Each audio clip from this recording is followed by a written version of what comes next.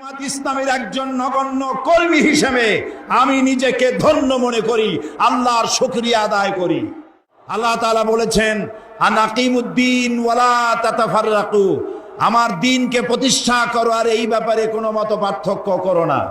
জামাত ইসলামী বিগত অর্ধ শতাব্দী পূর্বে এই উর্বর জমিনে তাওহীদের বীজ বপন করেছিল।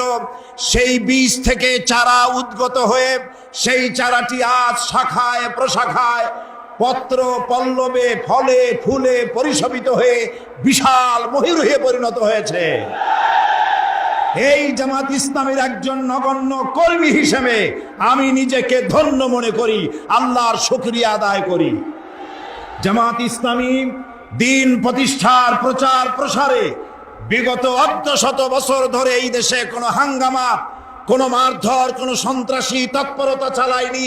একটি বাস, একটি গাড়ির একটা গ্লাস ভাঙেনি, মারধর করেনি, হাঙ্গামা করেনি।